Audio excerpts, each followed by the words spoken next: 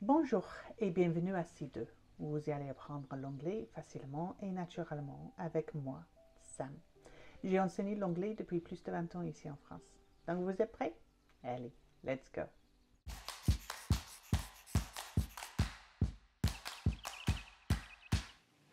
Aujourd'hui, on va parler des quantifiers.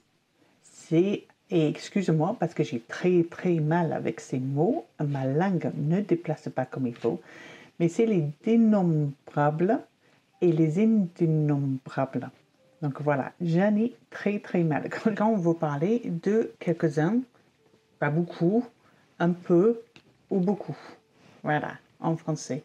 C'est que ça. En fait, vous avez des très longs noms, les dénombrables. Je ne vais pas répéter 1000 fois parce que même voilà, si j'arrive de parler le français, il y a toujours les mots qui me coincent. Et ça, c'est une des mots. Je vous avais marqué sur le tableau few, some, a lot of, any, much, many. Et en français, qu'est-ce que ça veut dire? Few, c'est peu.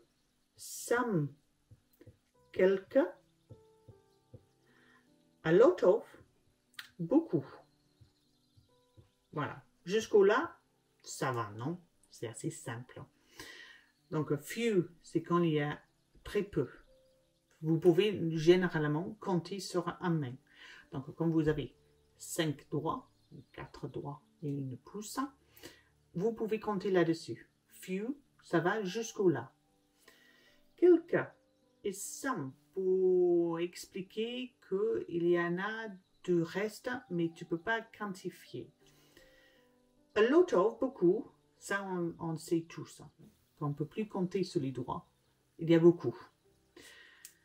Et après, pour demander des questions et pour répondre aux questions, nous on a ces 3 mots. Any, c'est plutôt négatif. Quand vous voulez dire qu'il n'y a pas, donc quand vous dites no, there aren't any, ça veut dire qu'il n'y a pas du tout, zéro. Ok? Much, ces deux-là, c'est comme vous avez demandé combien il y a, vous pouvez utiliser ces 2 mots. Par contre, how much, so how much, c'est quand tu ne peux pas compter. How much, par exemple, du lait, de l'eau, jus d'orange. C'est pas un briquet. Faire attention, on ne compte pas les briquets parce que les briquets, oui, on peut compter. Ou une bouteille, on peut les compter. Mais ça, on compte les bouteilles ou les briquets. On ne compte pas le contenu. Donc, quand quelqu'un te demande est-ce qu'il y a de l'eau qui reste, ok, en anglais, c'est how much water is there. And how many, c'est quand tu peux les compter.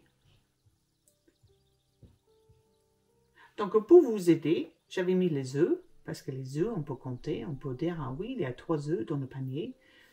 Le gazon, la pelouse, on ne peut pas compter. On ne peut pas dire, oui, on peut dire les mètres carrés, mais là, tu comptes les mètres, tu ne comptes pas le gazon lui-même. Donc, le gazon, tu ne sais pas. On ne peut pas compter le gazon, la pelouse. On peut compter les œufs. La différence entre ces deux. Compter, ne pas compter. Et quand il n'y a rien du tout. Ou quand vous demandez une question. Donc là, on va poser une question. Par exemple, how many burgers are there?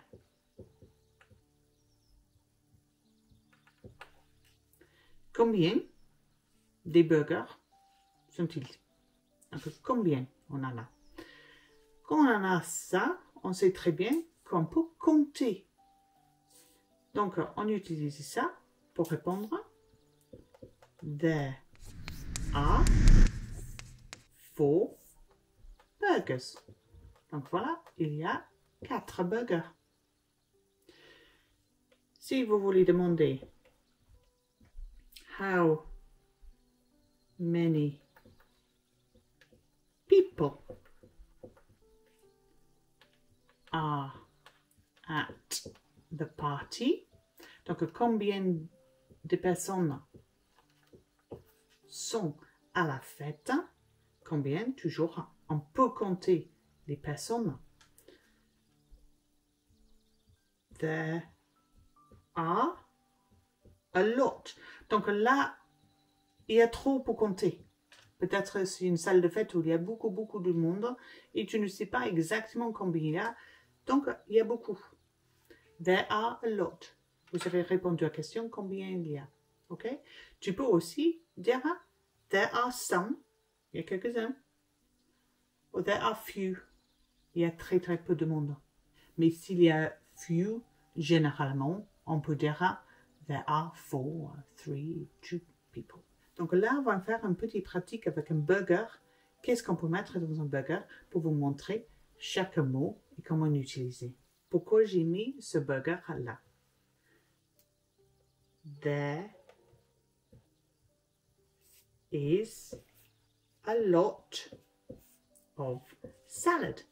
Donc j'aime beaucoup la salade, donc j'ai mis beaucoup de salade.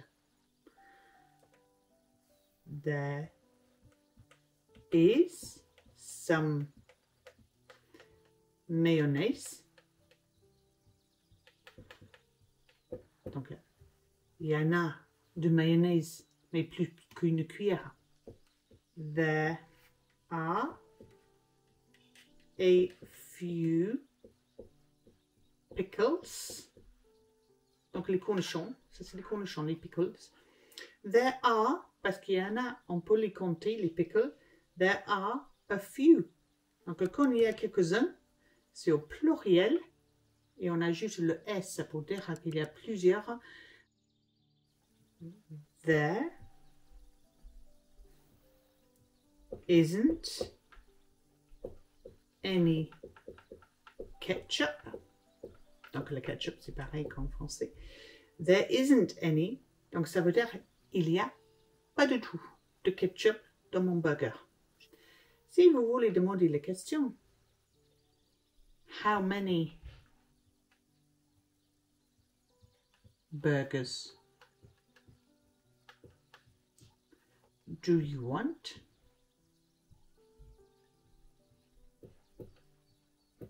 Donc, how many? Combien de burgers? Le burger, c'est le viande. Combien de burgers vous voulez dedans? Là, tu peux répondre I one burger. Et là, on peut demander how much salt do you want? Donc, combien de sel vous en voulez? I don't want any. Je ne veux zéro sel sur mon burger. Much, il va toujours avec is. Et ça, on va toujours avec are. Pourquoi?